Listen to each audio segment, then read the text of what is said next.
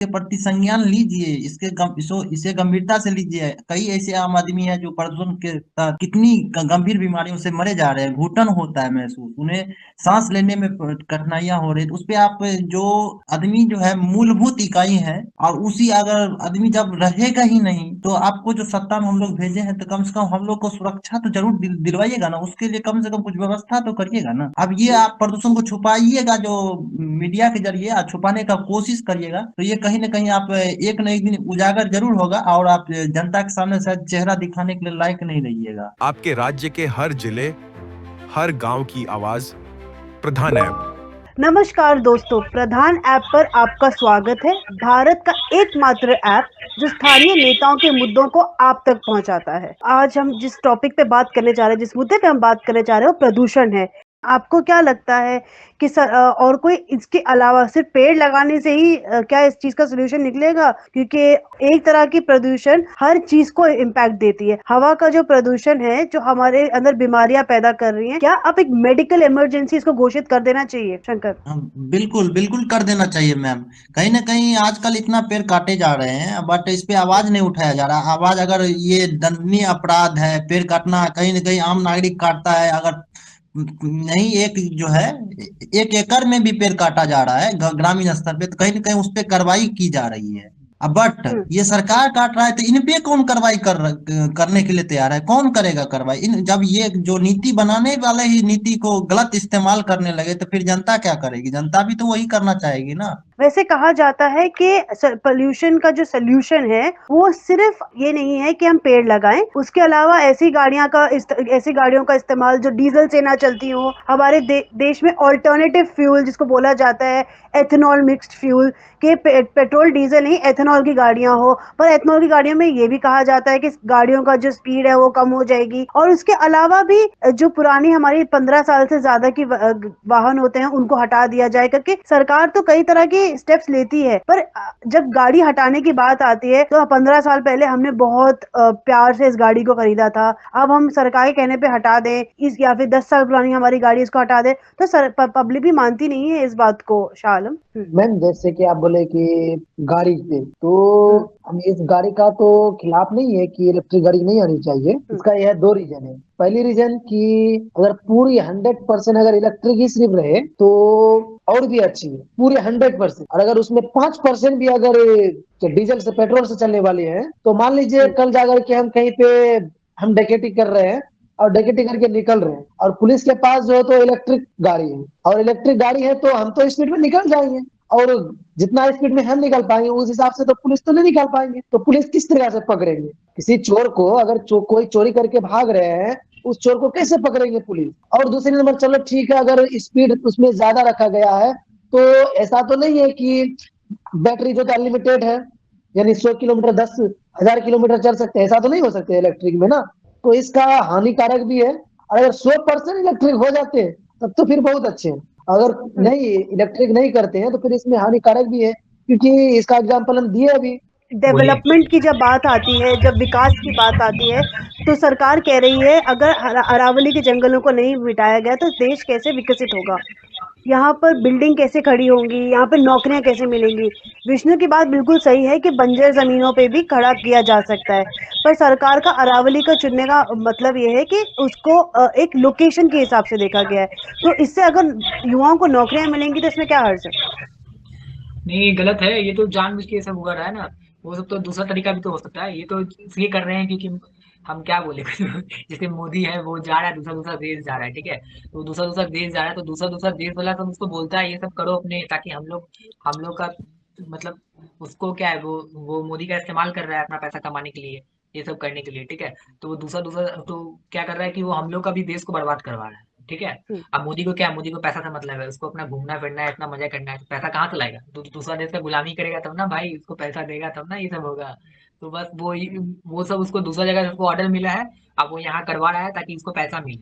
अब उसको ढेर सारा लोगों को पैसा मिलेगा तो उससे क्या करेगा, उसका जितना भी मेंबर सब है सब अपना ऐश करेगा। लोग अपने से मतलब है, लोग को थोड़ा हम लोग का इंडिया से मतलब है। इंडिया से मतलब रहता तो कब का हम लोग को आगे बढ़ाता, लेकिन नहीं, वो सिर्फ अपने आप को ही आगे बढ़ाता है और दूसरे देश का गुलामी कर रहा है। क्या आपको जी। लगता है कि सरकार को अब पब्लिक की ज्यादा परवाह नहीं रही है, क्योंकि अब सरकार और कोर्ट का भी नेक्सस हो गया है, क्योंकि वो लोग एक साथ रह के मतलब पब्लिक की आवाज सुन नहीं रहे हैं? देखिए मैम, अगर पावर आपके हाथ में हो तो आप कुछ भी कर सकते हैं। जो ये सरकार है, सरकार के हाथ में पावर है, सरकार के हाथ में वकील है, उनके हाथ में जज है। वो चाहे तो नियम बदल भी सकते हैं, चाहे तो नियम ला भी सकते हैं। ऐसा नहीं कि जब वो आया होगा फैसला तो सरकार नहीं जान रही होगी, सरकार भी जानती है कि उस पेड़ को, वहाँ पर जो अरावली का पेड़ है, उसे काटने से क्या हो सकता है, हमें हम लोग को क्या दिक्कतें आएगी, और उससे क्या आगे चल के पोल्यूशन फैलेगी, कितने जानवरों का हत्या होगा। अभी हैदराबाद में भी किया गया था, सरकार रोक भी नहीं लगाई, बीच में थोड़ा बहुत रुका। अरावली का जो है पहाड़ काटने का ये जो अभी कोर्ट ने ऑर्डर दिया है, ये अच्छी नहीं है। उससे कई जंतुओं का जो है जीवों को दिक्कत आएगी, हम लोग को भी दिक्कत का सामना करना पड़ेगा। अरावली को हमारे देश में फेफड़ा कहा गया है, हमारे देश का, क्योंकि यहाँ पर क्या होता है कि जो शुद्ध हवा होती है, जो हमारे देश के जंगल है, वो पॉसिबल करते हैं कि हम लोग अच्छी हवा में सांस लें। उसी तरफ हमें ये भी देखना पड़ता है कि सरकार को डेवलपमेंट का काम करना है। सरकार अगर अरावली में कई जंगल साफ कर रही है, तो सरकार का तर्क ये है कि अगर देश को आगे बढ़ाना है, हमें तरक्की के माहौल में लेके जाना है, वहाँ अरावली पे हम लोगों को होटल्स खड़े करने हैं, जिससे युवाओं को नौकरी मिलेगी, देश हमारा विकसित होगा। तो आपको नहीं लगता जीशान के सरकार अपनी तरफ से सही कर रही है? मैं बोल लूँ, जैसे देखिए, अच्छा, ठीक है। सरकार अगर चाहती है कि अरावली को ही काट के विकास किया जाए राजस्थान में, तो ऐसा नहीं है। और राजस्थान में कई ऐसे जगह है जहाँ बंजर पड़ी है, आप वहाँ विकास कर सकते हैं। कई ऐसी जगह है जहाँ सुविधाएं हैं पर उतने पर्यावरण नहीं है, आप वहाँ विकास कर सकते हैं। लेकिन नहीं, सरकार की नजर में अरावली पड़ी है, वहाँ का जान रहा कि जिस तरह से अरावली सजी है, पर्यावरण का गोद में बसी है, वो पहाड़ है, वहाँ झरना है, नदियां हैं, तो सरकार चाहती है कि इसे बर्बाद किया जाए। यहाँ जो घूमने वाले व्यक्ति आते हैं वो नहीं जा पाए, ये राजस्थान को थोड़ी दिक्कत आए और जनता परेशान रहे। हमेशा वही पानी का दिक्कत रहे राजस्थान के पास, जो उनके पास मूल सुविधाएं हैं वो नहीं पहुंच पाए। तो सरकार भी चाहती है कि जनता अगर बिजी रहेगा तो हमसे सवाल नहीं कर पाएगा, और अक्सर होता है कि सवाल नहीं हो नहीं पाता सरकार से। या जरूरी नहीं है कि बड़ी बड़ी इमारतें ही खड़ी कर दी जाए, पुराने वाहनों को फेज आउट किया जाए, हर तरीके से हटाया जाए, इथेनॉल का जो मिश्रण है उसको अपनाया जाए, और इस पे रिसर्च होनी चाहिए, इस पे और बात होनी चाहिए कि और क्या क्या सॉल्यूशंस हम अपनी जनता के सामने लेके आ सकते हैं, किस तरह से हम धूल को मेंटेन कर सकते हैं, किस तरह से हम लोग इसको एक हेल्थ इमरजेंसी मानते हुए सरकार का फर्ज बनता है, डॉक्टरों का फर्ज बनता है, हमारे स्वास्थ्य विभाग का फर्ज बनता है कि पब्लिक तक नियमित दवाइयाँ पहुंचाए। ये सब एक सोल्यूशन के तौर पे हम आगे रख सकते हैं। और हम ये भी बता सकते हैं कि सिर्फ एक प्रदूषण नहीं है जो हमारे देश को इम्पैक्ट कर रहा है। हाँ, वायु प्रदूषण सबसे बड़ा है, पर वायु के अलावा और क्या-क्या प्रदूषण है, उसके बारे में भी पब्लिक को एजुकेशन देना चाहिए। जहां तक हो सके सरकारी गाड़ियों का, या फिर एक कार पूलिंग भी कर सकते हैं, जिसमें एक से एक व्यक्ति अगर दफ्तर जा रहा है तो वो अपने साथ 2-4 अपने पड़ोसियों को लेकर जाए। एक रिन्यूएबल एनर्जी जो होती है, जैसे कि सूर्य की रोशनी से मिलती हुई एनर्जी होती है, उसको हमें प्रमोट करना चाहिए। विंड एनर्जी, हवा की एनर्जी, टाइडल एनर्जी, जो पानी की एनर्जी होती है, उसको हम यूज कर सकते हैं। कैसे एक हमारे देश में ऐसा इंफ्रास्ट्रक्चर धीरे-धीरे आना चाहिए जो सस्टेनेबल, यानी कि जो लंबी हमारे देश के फ्यूचर को लेके चलती है।